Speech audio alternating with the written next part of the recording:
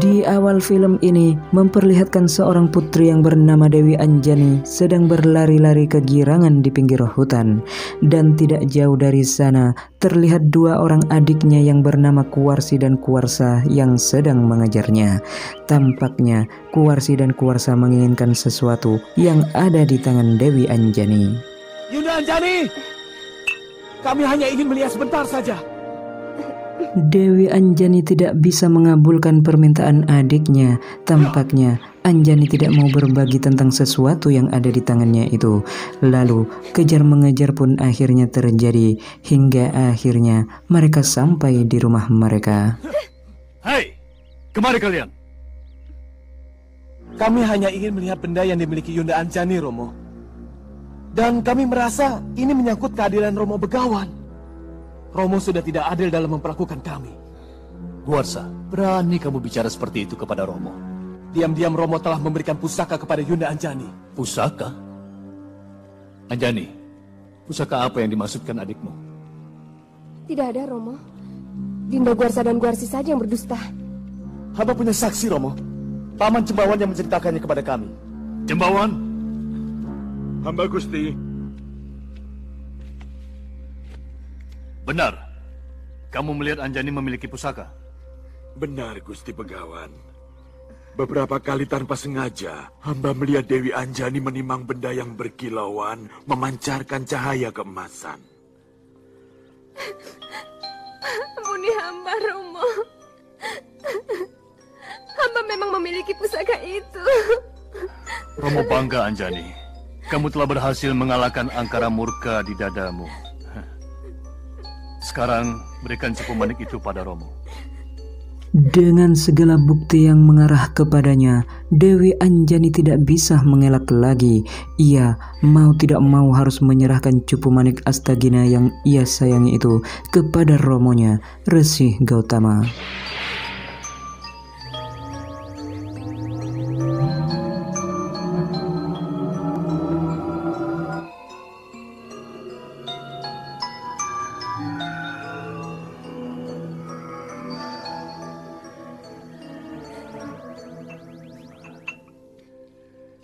Ini yang namanya cupu manik Astagina. Cupu manik ini milik para dewa. Dan seisi Mayapada ada di dalamnya. Melihat lambangnya, cupu ini milik Batara Surya. Anjani, dari mana kamu mendapatkan ini? Ampun, Romo. Ibunda Dewi yang memberikan kepada hamba sebagai hadiah. Anjani, panggil ibumu kemari. Baik, Romo. Singkat cerita, Dewi Anjani langsung berangkat menjemput ibunya yang bernama Dewi Indradi untuk menghadap Romonya, Begawan Resi Gautama. Saya menunggu dawuh Kakang Begawan. Nilai seseorang adalah dari budinya. Dan keutamaan budi adalah kejujuran. Jawab pertanyaanku, Indradi. Hamba tentu akan menjawab dengan jujur. Kalau semua itu bisa menambah kebaikan kita bersama. Dari mana Dinda mendapatkan cupu manik Astagina ini?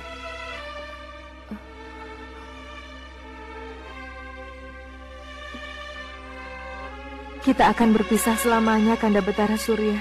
Sampai tugasmu selesai sebagai manusia. Dan Dinda akan kembali ke Kayangan sebagai Hapsari. Aku akan selalu merindukanmu, Kanda.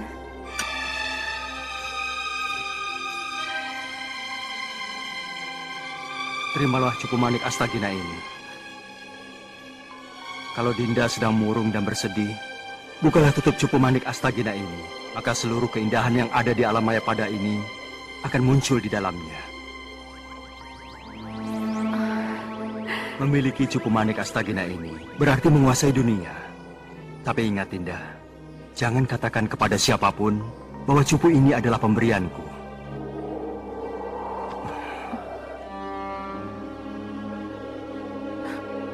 Kamu tidak mendengar pertanyaanku, istriku? Baik. Sedikit menggugah ingatanmu. Cupu manik ini memiliki lambang Dewa Surya. Apakah kamu masih menjalin hubungan asmara dengan kekasihmu semasa di alam Kayangan? Baik. Sebagai seorang suami, aku telah menjalankan dharma kesetiaan dan kesabaran. Aku telah bertanya dengan santun, tapi mulutmu terkunci rapat. Kau diam seperti tonggak batu.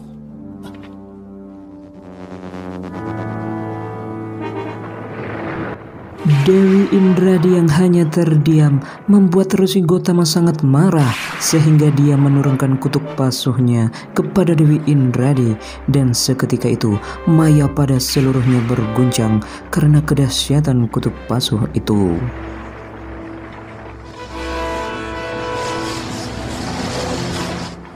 Ibu! Ibu!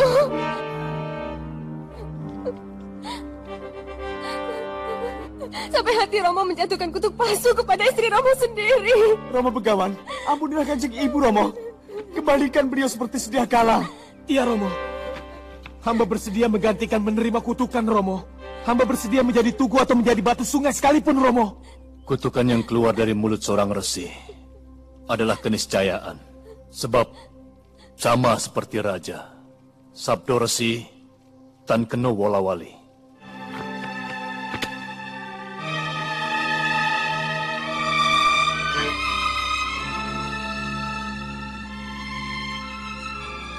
Wujud ibu kalian akan kembali seperti sedia kala. Ketika pertarungan besar antara kebenaran melawan angkara murka terjadi.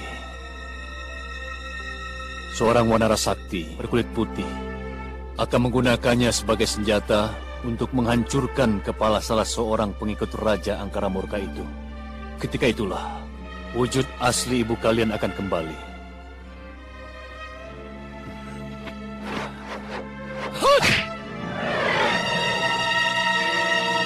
Tubuh itu akan jatuh di negeri Alengka, di seberang lautan. Sekarang, kita harus membereskan benda yang telah membawa petaka ini. Mungkin yang akan Romo lakukan bukan keadilan yang sempurna, tapi yang jelas bukan sebuah ketidakadilan. Romo akan melemparkan cupu manik ini sejauh-jauhnya. Siapa yang bisa menemukan cupu ini, dialah yang berhak untuk memilikinya. Lalu Resi Gotama langsung melemparkan cupu manik tersebut sekuat tenaga, dan ketiga anaknya lantas lari mengejar cupu manik Astagina tersebut. Kemudian setelah sekian lama melesat di udara, cupu manik itu akhirnya mendarat ke dalam sebuah telaga, yaitu Telaga Sumala. Lalu orang pertama yang sampai atau tiba di sana adalah Guarsi. Lantas ia langsung nyebur loncat ke dalam telaga tersebut dan disusul oleh adiknya, yaitu Guarsa, yang juga langsung nyebur ke dalam telaga. Lalu keduanya tiba-tiba berubah wujud menyerupai kera dan menyerang satu sama lain karena saling tak mengenal.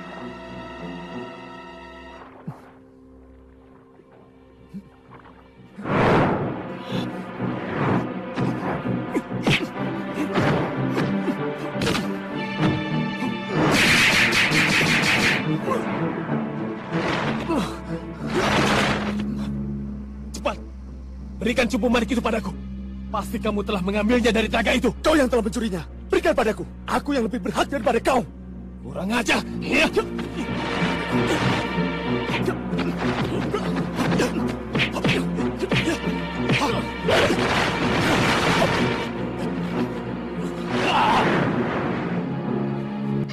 Lalu di sisi lain, Dewi Anjani yang baru tiba di telaga itu, ia yang merasa lelah langsung membasuh mukanya di telaga tersebut. Seperti halnya saudara-saudaranya yang lain, Dewi Anjani pun berubah menjadi Sun Gokong, seekor kera yang sangat cantik.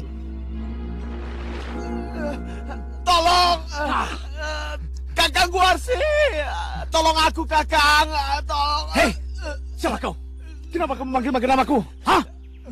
Aku Guarsa. Aku putra Resi Gotama. Ngomong kosong. Adikku Guarsa adalah seorang kesatria tampan. Tidak seperti kau, berwajah monyet. Kamu sendiri siapa? Kamu mengaku sebagai Kakang Guarsi. Kakangku Guarsi adalah kesatria perkasa yang berwajah tampan seperti Betara Indra. Sementara kamu seperti kera busuk. Benar Guarsa. Tubuh kita berbulu. Kita pasti telah terkena kutuk dari telaga itu, Guarsa. Kita harus segera menemui Romo Begawan untuk melepaskan kutukan dari malapetaka yang memalukan ini. Iya, cepat kita kembali ke telaga. Kasihan kalau Yunda Anjani juga ikut mandi. Iya, ayo. Ya. Niat baik Guarsa dan Guarsi yang ingin menyelamatkan kakaknya itu sudah terlambat. Dewi Anjani juga sudah berubah menyerupai monyet. Dan ketika mereka saling bertemu, Anjani lari ketakutan mengira kedua adiknya itu adalah siluman yang hendak berbuat jahat kepadanya. Yunda Anjani! Yunda Anjani! Celaka, Yunda Anjani juga sudah berubah. Yunda Anjani! Jangan bunuh aku, siluman. Aku tidak pernah mengganggu kalian. Yunda Anjani, saya Guarsa, adikmu, dan ini Kakang Guarsi. Tidak, kalian pasti siluman. Kedua adikku adalah kesatria yang berwajah tampan. Iya, rupanya kita pun terkena kutuk Yunda Dewi. Tadi Yunda Dewi membasuh muka dengan air telaga.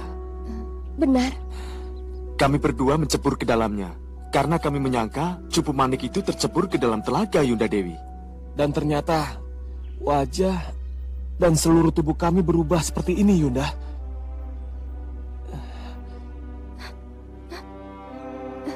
Kita harus cepat menghadap kepada Romo Begawan. Ayo, ya. Lalu mereka bertiga pun bergegas pulang untuk menemui romonya Resi Gotama untuk meminta solusi apa yang seharusnya dilakukan. Kalian benar-benar sedang diuji oleh para dewa. Memang sangat berat cobaan ini. Tapi percayalah, setiap cobaan itu akan selalu berujung kemuliaan. Di samping supaya kalian merenungi diri sendiri.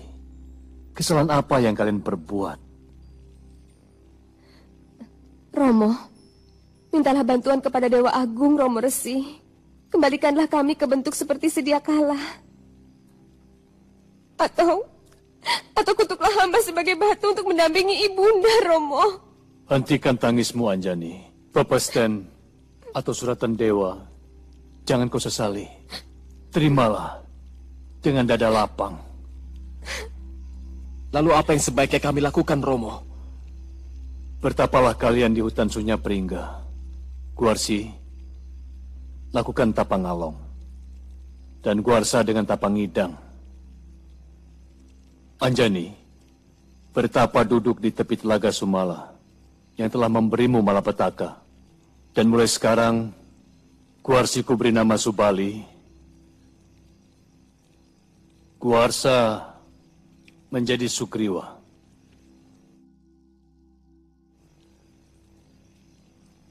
Dan kau Anjani, tetap dengan nama aslimu. Hamba akan lakukan saran Romo. Hamba juga, Romo. Dewata akan memberi kalian jalan keluar. Dan jangan berhenti bertapa sebelum Dewata menghentikan tapa kalian. Kami mohon pamit, Romo Resi. Kami pamit. Ketiga anak Resi Gotama langsung berangkat menuju tempat yang telah ditentukan. Masing-masing dari mereka langsung memulai pertapaannya sesuai perintah dari Resi Gotama. Hari-hari pun berlalu, tapa mereka ternyata mampu menggetarkan kayangan dan membuat para dewa di sana memutuskan apa yang akan dilakukan kepada ketiganya. Hentikan tapa berata putra Resi Gotama. Berikan kesaktian dan kemuliaan yang mereka pinta. Katakan bahwa mereka semua akan mendapatkan kehormatan mendampingi Sang Wisnu dalam menumpas angkara murka dari muka bumi. Aku sendiri akan mendatangi putrinya. Baik, adik guru. Setelah mendapat titah langsung dari Betara Guru, Betara Narada langsung datang untuk menghentikan tapa Subali. Hentikan tapa beratamu, Subali. Permohonanmu telah dikabulkan Dewata. Kamu akan hidup terhormat. Dan kamu akan menerima Aji Pancasona yang membuatmu tak bisa mati. Turunlah, cucuku. Siapa kau? Saya Dewa, utusan Batara Guru. Duduk. Heningkan pikiranmu dan kosongkan segenap nafsu. Aku akan memasukkan Aji Pancasona ke dalam tubuhmu.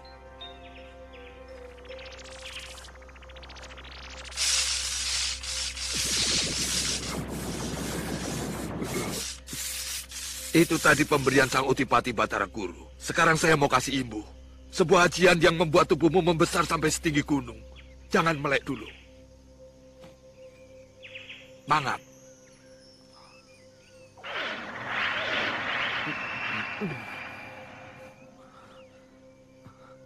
Selamat tinggal, cucuku. Tunggu dulu, Dewa. Kenapa tubuhku masih tetap berwujud wanara? Padahal tapa berataku meminta aku kembali seperti sedia kala. Begini ya, Subali. Kamu boleh pilih. Kamu kembali seperti manusia, tapi hatimu seperti kera. Atau kamu tetap berwujud kera, tapi hatimu seperti Pandita.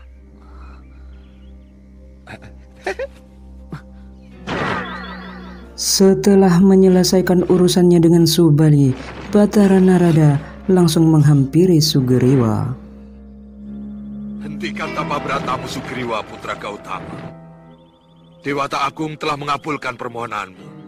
Kamu akan menjadi raja dari sekalian kera yang ada di muka bumi ini. Buat apa hamba menjadi raja dari kera-kera? Hamba lebih memilih menjadi rakyat biasa, tapi bertubuh manusia. Jangan buru-buru menolak, cucuku. Meski tubuhmu seperti wanara, tapi kamu akan diberi kehormatan untuk mendampingi Sang Wisnu dalam menumpas angkara murka di muka bumi. Tak sembarang orang mendapat kehormatan bisa mendampingi Sang Wisnu. Kamu tidak tertarik? Kalau ini sudah menjadi suratan dewa, siapa yang bisa menolak? Nah, tugasku selesai. Aku harus kembali ke Kayangan. Kemudian Sin pun berganti. Terlihat Batara Guru, ia datang sendiri untuk menghentikan tapah dari Dewi Anjani. Bangunlah, cucuku. Tapa beratamu telah aku terima. Kau akan kembali mulia, lebih dari manusia. Bangunlah. Terima kasih, Jagadewa Batara.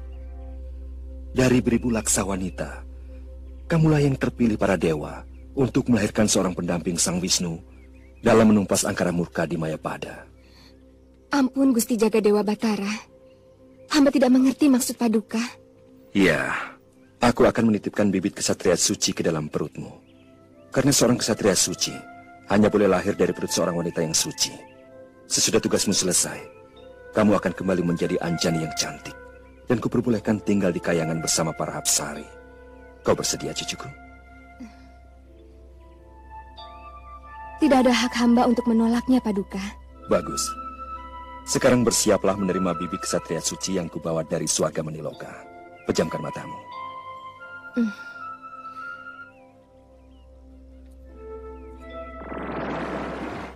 Setelah memberikan bibit unggul kepada Dewi Anjani, Batara Guru langsung meninggalkan tempat tersebut. Kemudian Sin pun berganti. Terlihat Subali yang sedang berlari. Ia bertujuan akan ke tempat Sugriwa untuk bersatu kembali. Sugriwa! Sugriwa! Sugriwa! Kakang Subali!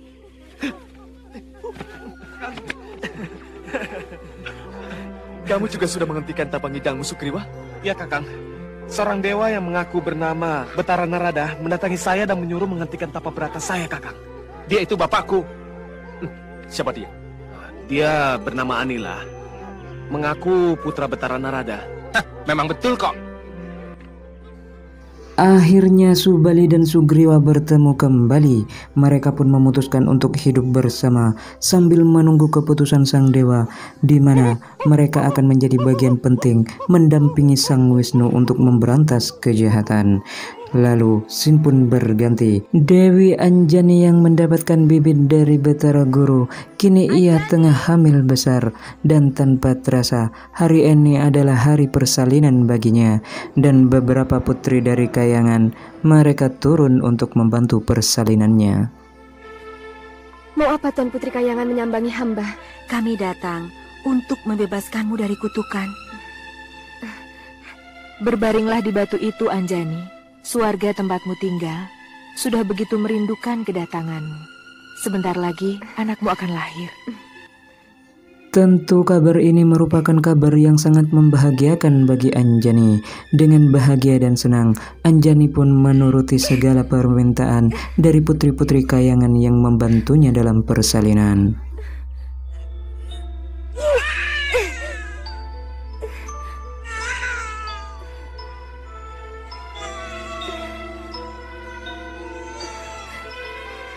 Anjani, sekarang lihatlah wajahmu.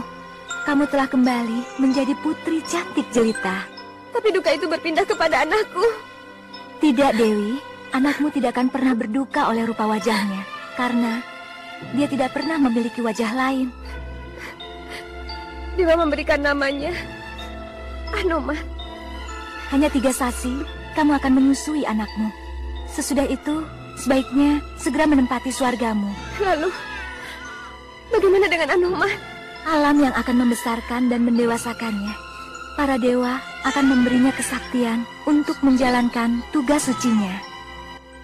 Setelah menyelesaikan tugasnya, putri-putri kayangan itu pun kembali ke kayangan. Kemudian scene pun berganti. Terlihat di suatu pulau, orang-orang dari kalangan manusia dan juga siluman berkumpul untuk menyambut sesembahannya, yaitu siluman yang sangat kuat dan sakti mandraguna yang bernama Mahesasura. Bangunlah segenap rakyatku. Hari ini, aku, sesembahanmu, mau melamar bidadari penghuni kayangan yang bernama Dewi Tara. Persiapkan keramaian untuk perkawinanku selama 7 hari 7 malam. Hamba akan kerjakan junjungan kami, pujaan kami. Di ujung lidah Gusti nyawa kami berdiri, dan di ujung lidah Gusti nyawa kami tersungkur. Jatasura. Ya, Kakang. Pimpin seluruh rakyat untuk berbenah mempersiapkan penyambutan kepada bidadariku yang jelita. Baik, Kakang.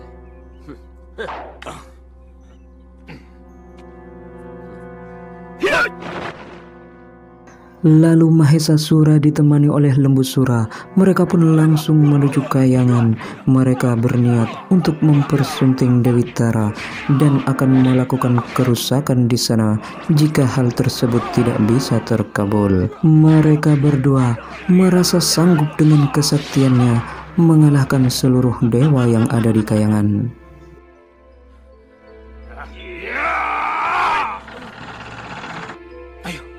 Mereka telah menyerang Lembusura. Jangan ini jebakan. Tidak ada artinya jebakan apapun untuk kita. Mendekatlah, Mahesasura. Bukankah kau menghendaki kesetaraan? Kenapa kalian merusak gerbang istanaku? Karena kalian menghalangi kami masuk. Kalian menutup gerbang itu. Siapapun terlarang memasuki gerbang ini sebelum melewati pintu kematian di Mayapada. Kami lain, Dewa. Kami tidak akan mengikuti aturan kalian. Lalu, apa keinginan kalian? Aku mau melamar bidadari yang tercantik bernama Tara. Dan akan kubo yang sekarang juga ke istanaku. Ini Hapsari yang bernama Tara.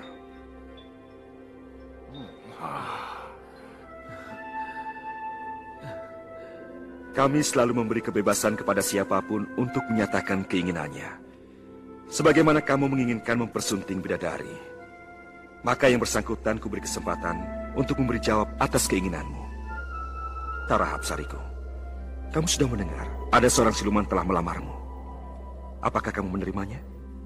Hamba sedang hamati raga, Gusti Batara. Hamba akan memberi jawaban hamba bila tapabrata hamba sudah berakhir. Hamba akan turun ke Gua Kiskenda dengan jawaban hamba. Kamu mendengarnya, Mahesasura? Tara sedang melakukan hamati raga. Apa ucapan kalian bisa dipercaya? Ucapan para dewa dan Hapsari adalah keniscayaan. Seluruh alam akan hancur tanpa kepastian. Kami akan datang lagi dan akan menghancur leburkan kayangan kalau kalian berbohong. Hah? Setelah mendengarkan sendiri jawaban dari Dewi Tara, Mahesasura dan juga Lembusura memutuskan untuk kembali dan menunggu di Gua Kiskenda. Setelah itu, Batara Guru dan juga para dewa lainnya berunding apa yang seharusnya dilakukan untuk menyelesaikan masalah ini. Akhirnya, mereka memutuskan untuk menyuruh 2 bersaudara, yaitu Subali dan juga Sugriwa, untuk menumpas Mahesasura dan juga Lembusura. Putra Gotama sudah disuratkan dalam jantra nasib untuk menumpasnya. Dan itulah jalan pemberian ganjaran kepada tapabratanya untuk mendapatkan Hapsari yang mulia. Singkat cerita, Batara Guru langsung pergi untuk menemui Subali dan juga Sugriwa. Saat kemuliaan itu sudah datang, cucuku. Kamu harus menjalankan tugas kedewataan, menghancurkan kejumawaan. Kami siap menjalankan titah apapun dari Gusti Dewa Batara. Ada Raja Siluman Sapi yang mau menghancurkan hukum kehidupan. Dia nekat melamar bidadari suci. Kesombongannya sudah menyundul langit kayangan. Siapa yang membunuh Mahesasura dan Lembusura akan kuanugerahi Dewi Tara, Apsari yang dilamar Raja Siluman itu. Hamba menjalankan titah Paduka Dewa. Berangkatlah cucuku.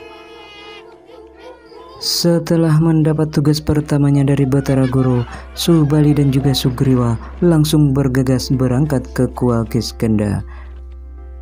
Hei, monyet busuk! Beraninya kau menginjak negeriku? Mana Rajamu Mahesasura dan Lembusura? Kurang ajar, lancang kamu! Ayo. Rajamu yang telah lancang berani melamar calon istriku di kayangan dewa. Ayo, bunuh kedua monyet itu! Dan pertempuran pun terjadi. Para anak buah Mahesasura tentu bukanlah tandingan Subali dan Sugriwa. Dalam sekejap, semua anak buah Mahesasura berhasil ditumpas. Aku yakin Mahesasura dan Lembusura masih berada di dalam gua. Kita harus hati-hati, Kakang. Kalau mereka mampu mendatangi kayangan dewa, artinya kesaktian mereka di atas rata-rata yang dimiliki para manusia. Benar, Sugriwa. Saya tidak mau putra Resi Gotama akan tewas dua-duanya. Maksud Kakang, cukup aku saja yang masuk ke dalam. Kamu tunggu di luar. Kalau nanti darah merah yang keluar dari mulut gua, artinya aku yang menang. Tapi kalau yang keluar darah putih, artinya aku berlaya. Maka cepat kau tutup pintu gua ini dengan batu besar, supaya Mahesasura dan Lembusura juga tewas di dalamnya. Kamu mengerti, adikku? Iya. Tapi aku mencemaskanmu, Kakang. Kenapa tidak berdua saja kita ke dalam, Kakang? Jangan, adikku. Aku ingin keturunan ayah kita tetap berkesinambungan. Sampaikan salamku kepada Yunda Anjani dan juga Romo Begawan.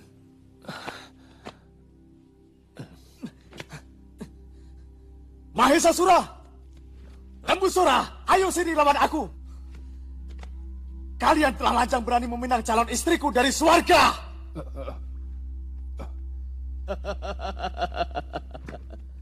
Mau apa kau kemari, monyet dekil? Aku mau menghukum kalian. Siapapun yang berani mengusik calon istriku, akan kubinasakan.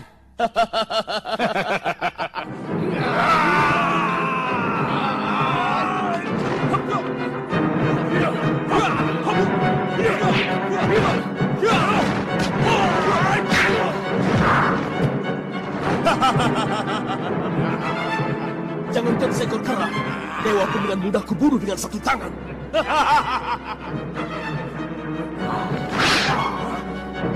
Pancasona!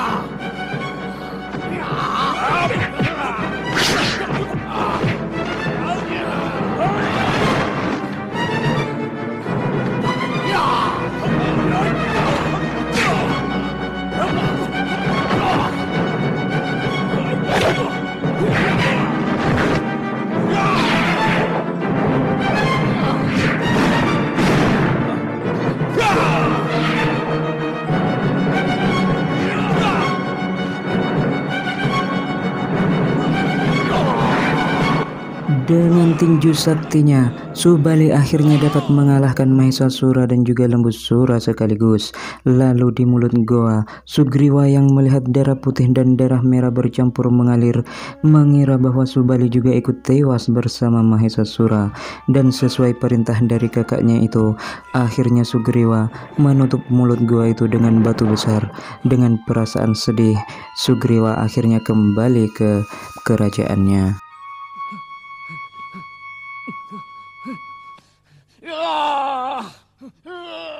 Sugriwa! Licik kamu! Kamu telah mengkhianati ketulusanku! Kalau hanya ingin menginginkan Dewi Tara sebagai upah dari Dewata, kenapa harus dengan cara selicik ini? Kau harus menerima hukumanku, Sugriwa! Subali yang merasa dihianati oleh Sugriwa, ia merasa sangat murka kepada Sugriwa. Ditambah lagi, ia tidak mampu mengangkat batu yang berada di mulut gua. Akhirnya ia pun bersemedi, menyatukan kekuatan untuk membuka dan menghancurkan batu tersebut. Kemudian di sisi lain, Sugriwa yang telah sampai di kerajaan keranya, mereka semua bersedih akan meninggalnya Subali. Kemudian tidak lama dari itu, datanglah Batara Narada menghantarkan Dewi Tara sebagai hadiah atas keberhasilan mereka berdua. Sugriwa, aku diutus Batara Guru untuk menyampaikan hadiah yang telah dijanjikan. Bangkai siluman sapi yang bernama Maesasura dan Lembusura sudah sampai ke Kayangan. Artinya, kamu dan kakakmu Subali berhak menerima Dewi Tara sebagai istri.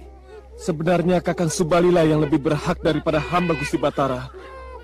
Tapi terserah kalianlah bagaimana mengaturnya. Yang penting Dewata tidak pernah ingkar janji. Kuserahkan Dewi Tara kepadamu. Anila, di sini kamu tidak boleh bandel. Jangan mentang-mentang anak dewa, terus boleh berbuat seenaknya. Paham, Romo. Dan satu lagi, jangan terlalu banyak melawak. Kurang pantas kalau seorang pemimpin sering melawak seperti Bandagina. Nah, Sugriwa, selamat tinggal.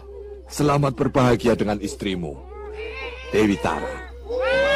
Dengan kehadiran Dewi Tara, itu bisa membuat Sugriwa dan rakyatnya sedikit melupakan kesedihan tentang apa yang telah terjadi pada Subali. Kemudian scene pun berganti, terlihat Subali yang masih dalam keadaan marah. Akhirnya dia mampu menghancurkan batu yang ada di mulut gua dan keluar langsung menuju tempat Sugriwa.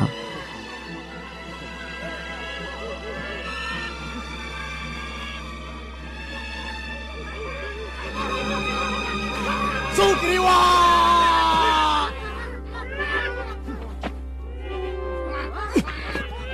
Kakang, kamu kaget Sugriwa? Kamu kira aku tidak bisa membebaskan diri dari sumbatan batu di pintu gua? Hah? Kakang, saya hanya... Hatimu lebih busuk dari siluman Sugriwa. Kamu tidak pantas menyandang nama sebagai putra Begawan Gotama. Kelakuanmu kelakuan Denawa. Sabar Kakang, tega kamu mengkhianati kakak kandungmu sendiri demi untuk mendapatkan seorang bidadari. Sabar Kakang, demi Hyang Tunggal, saya hanya menjalankan perintahmu. Kau menyalahi perintahku Sugriwa. Kamu sengaja menutup pintu gua. Padahal akulah yang memenangkan pertarungan. Aku berhasil membunuh Maesasura. Tapi kamu malah mengurungku dalam sarangnya. Kakang, saya melihat darah putih dan darah merah bercampur dan keluar dari pintu gua. Dan perintahmu, kalau darah putih mengalir, berarti Kakang telah tewas. Dusta! Kamu mengarang cerita Sugriwa. Sekarang terimalah hukumanku. Ya!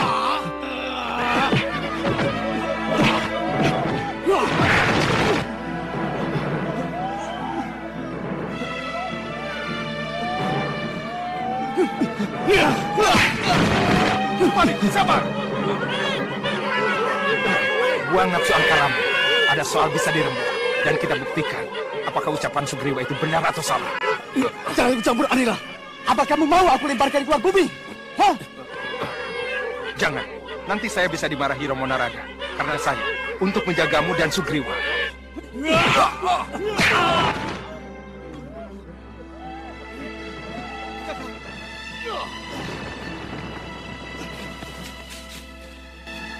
Kamu tidak boleh mendekati rakyatku lagi. Karena kami akan pindah ke Gua Kiskenda yang akan jadi istanaku. Kalau kamu melanggar, akan kuhukum kamu lebih berat lagi.